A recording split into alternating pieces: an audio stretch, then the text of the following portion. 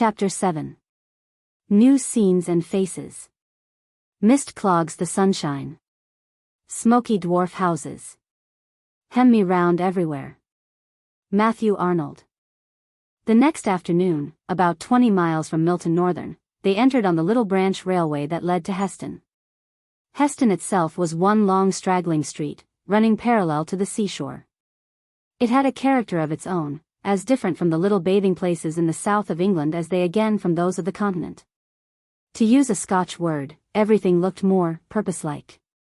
The country carts had more iron, and less wood and leather about the horse gear. The people in the streets, although on pleasure bent, had yet a busy mind. The colors looked grayer, more enduring, not so gay and pretty. There were no smock frocks, even among the country folk. They retarded motion, and were apt to catch on machinery, and so the habit of wearing them had died out. In such towns in the south of England, Margaret had seen the shopmen, when not employed in their business, lounging a little at their doors, enjoying the fresh air, and the look up and down the street. Here, if they had any leisure from customers, they made themselves business in the shop, even, Margaret fancied, to the unnecessary unrolling and re-rolling of ribbons. All these differences struck upon her mind, as she and her mother went out next morning to look for lodgings. Their 2 nights at hotels had cost more than Mr. Hale had anticipated, and they were glad to take the first clean, cheerful rooms they met with that were at liberty to receive them.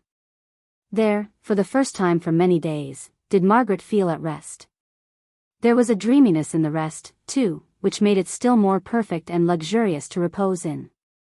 The distant sea lapped the sandy shore with measured sound, the nearer cries of the donkey boys, the unusual scenes moving before her like pictures, which she cared not in her laziness to have fully explained before they passed away, the stroll down to the beach to breathe the sea air, soft and warm on that sandy shore even to the end of November, the great long misty sea line touching the tender-colored sky, the white sail of a distant boat turning silver in some pale sunbeam. It seemed as if she could dream her life away in such luxury of pensiveness, in which she made her present all in all, from not daring to think of the past, or wishing to contemplate the future.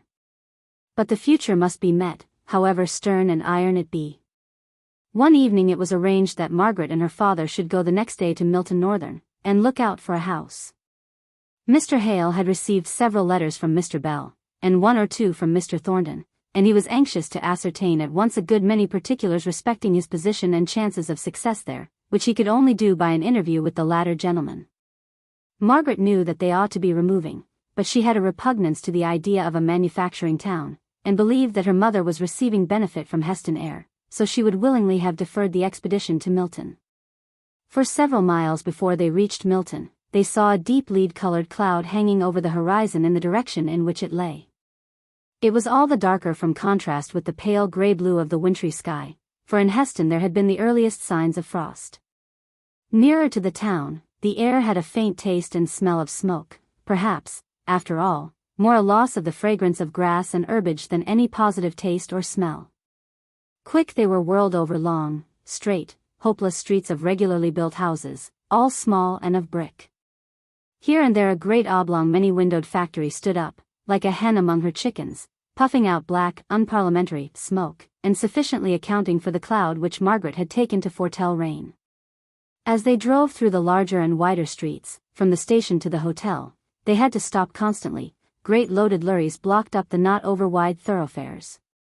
Margaret had now and then been into the city in her drives with her aunt.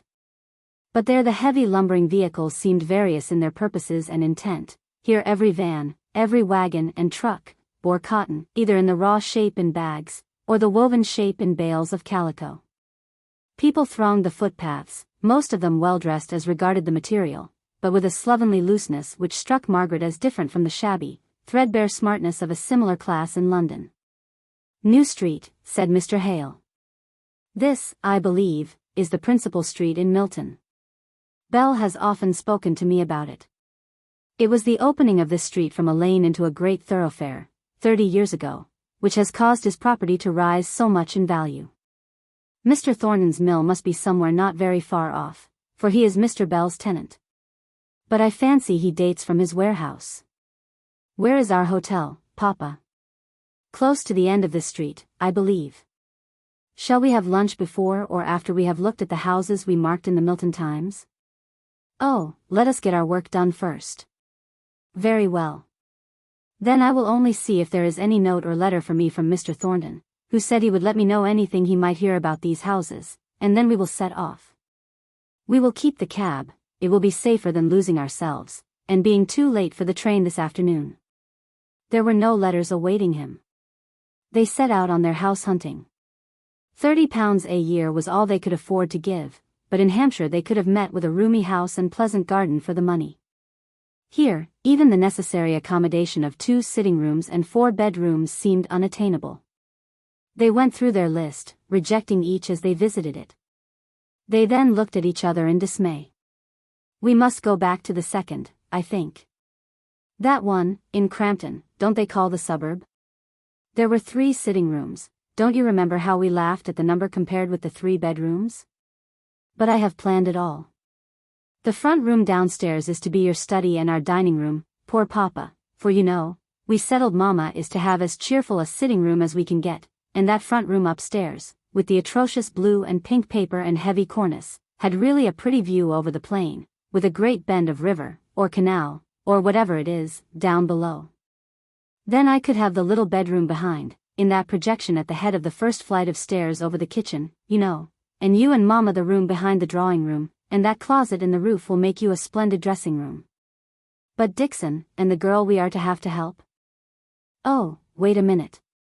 I am overpowered by the discovery of my own genius for management. Dixon is to have, let me see, I had it once, the back sitting room. I think she will like that. She grumbles so much about the stairs at Helstone, and the girl is to have that sloping attic over your room and Mama's.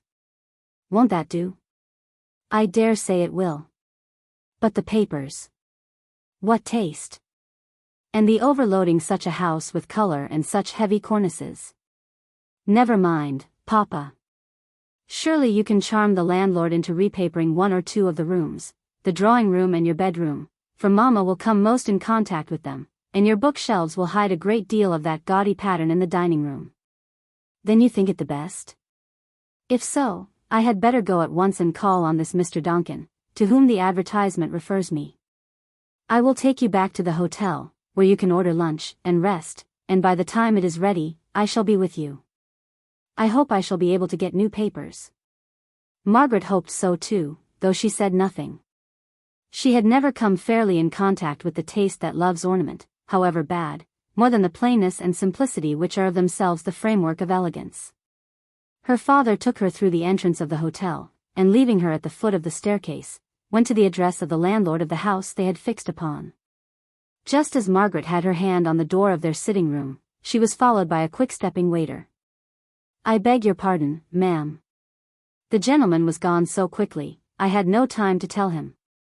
Mr. Thornton called almost directly after you left, and as I understood, from what the gentleman said, you would be back in an hour. I told him so, and he came again about 5 minutes ago, and said he would wait for Mr. Hale. He is in your room now, ma'am. Thank you. My father will return soon, and then you can tell him. Margaret opened the door and went in with the straight, fearless, dignified presence habitual to her. She felt no awkwardness, she had too much the habits of society for that. Here was a person come on business to her father, and, as he was one who had shown himself obliging, she was disposed to treat him with a full measure of civility. Mr. Thornton was a good deal more surprised and discomfited than she. Instead of a quiet, middle-aged clergyman, a young lady came forward with frank dignity, a young lady of a different type to most of those he was in the habit of seeing. Her dress was very plain, a close straw bonnet of the best material and shape, trimmed with white ribbon, a large Indian shawl, which hung about her in long heavy folds, and which she wore as an empress wears her drapery. He did not understand who she was, as he caught the simple, straight, unabashed look, which showed that his being there was of no concern to the beautiful countenance, and called up no flush of surprise to the pale ivory of the complexion. He had heard that Mr. Hale had a daughter, but he had imagined that she was a little girl.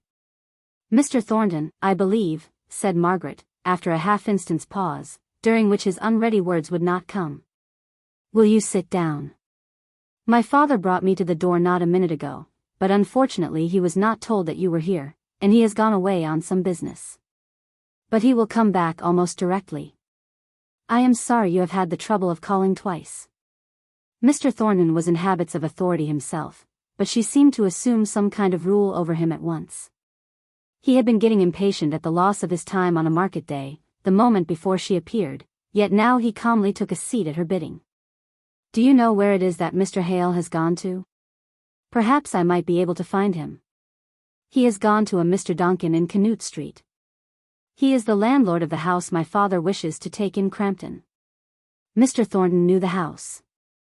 He had seen the advertisement, and been to look at it, in compliance with a request of Mr. Bell's that he would assist Mr. Hale to the best of his power, and also instigated by his own interest in the case of a clergyman who had given up his living under circumstances such as those of Mr. Hale.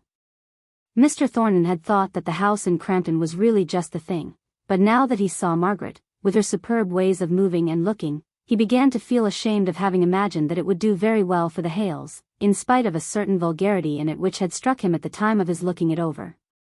Margaret could not help her looks, but the short curled upper lip, the round, massive upturned chin, the manner of carrying her head, her movements, full of a soft feminine defiance, always gave strangers the impression of haughtiness.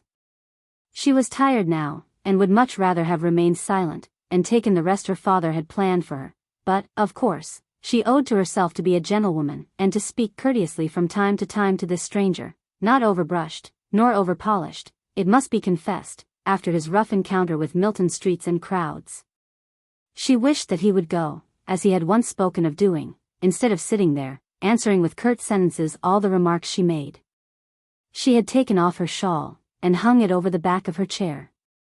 She sat facing him and facing the light, her full beauty met his eye, her round white flexile throat rising out of the full, yet lithe figure, her lips moving so slightly as she spoke, not breaking the cold serene look of her face with any variation from the one lovely haughty curve, her eyes, with their soft gloom, meeting his with quiet maiden freedom. He almost said to himself that he did not like her. Before their conversation ended, he tried so to compensate himself for the mortified feeling, that while he looked upon her with an admiration he could not repress, she looked at him with proud indifference, taking him, he thought, for what, in his irritation, he told himself he was, a great rough fellow, with not a grace or a refinement about him. Her quiet coldness of demeanor he interpreted into contemptuousness, and resented it in his heart to the pitch of almost inclining him to get up and go away, and have nothing more to do with these Hales, and their superciliousness. Just as Margaret had exhausted her last subject of conversation, and yet conversation that could hardly be called which consisted of so few and such short speeches, her father came in, and with his pleasant gentlemanly courteousness of apology, reinstated his name and family in Mr. Thornton's good opinion. Mr. Hale and his visitor had a good deal to say respecting their mutual friend, Mr. Bell, and Margaret, glad that her part of entertaining the visitor was over, went to the window to try and make herself more familiar with the strange aspect of the street. She got so much absorbed in watching what was going on outside that she hardly heard her father when he spoke to her, and he had to repeat what he said. Margaret. The landlord will persist in admiring that hideous paper, and I am afraid we must let it remain. Oh dear. I am sorry, she replied, and began to turn over in her mind the possibility of hiding part of it, at least, by some of her sketches, but gave up the idea at last, as likely only to make bad worse. Her father, meanwhile, with his kindly country hospitality, was pressing Mr. Thornton to stay to luncheon with them. It would have been very inconvenient to him to do so, yet he felt that he should have yielded, if Margaret by word or look had seconded her father's invitation. He was glad she did not, and yet he was irritated at her for not doing so. She gave him a low, grave bow when he left, and he felt more awkward and self-conscious in every limb than he had ever done in his life before. Well, Margaret, now to luncheon as fast as we can. Have you ordered it? No, Papa, that man was here when I came home, and I have never had an opportunity. Then we must take anything we can get. He must have been waiting a long time, I'm afraid. It seemed exceedingly long to me. I was just at the last gasp when you came in. He never went on with any subject, but gave little, short, abrupt answers. Very much to the point though, I should think. He is a clear-headed fellow. He said, did you hear, that Crampton is on gravelly soil, and by far the most healthy suburb in the neighborhood of Milton. When they returned to Helstone, there was the day's account to be given to Mrs. Hale, who was full of questions, which they answered in the intervals of tea drinking. "And what is your correspondent, Mr. Thornton, like?" "Ask Margaret," said her husband. "She and he had a long attempt at conversation, while I was away speaking to the landlord." "Oh. I hardly know what he is like," said Margaret, lazily, too tired to tax her powers of description much. And then rousing herself, she said, "He is a tall, broad-shouldered man, about, how old, Papa?" "I should guess about 30. "About 30, with a face that is neither exactly plain, nor yet handsome, nothing remarkable, not quite a gentleman, but that was hardly to be expected." "Not vulgar or common though," put in her father, rather jealous of any disparagement of the sole friend he had in Milton. "Oh, no," said Margaret. With such an expression of resolution and power, no face, however plain in feature, could be either vulgar or common.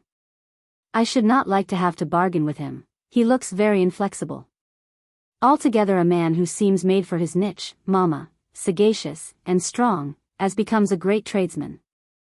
"Don't call the Milton manufacturers tradesmen, Margaret," said her father. "They are very different." "Are they?" "I apply the word to all who have something tangible to sell, but if you think the term is not correct, Papa, I won't use it." "But, oh Mamma! Speaking of vulgarity and commonness, you must prepare yourself for our drawing-room paper. Pink and blue roses, with yellow leaves. And such a heavy cornice round the room." But when they removed to their new house in Milton, the obnoxious papers were gone. The landlord received their thanks very composedly, and let them think, if they liked, that he had relented from his express determination not to repaper. There was no particular need to tell them, that what he did not care to do for a Reverend Mr. Hale, unknown in Milton, he was only too glad to do at the one short sharp remonstrance of Mr. Thornton, the wealthy manufacturer,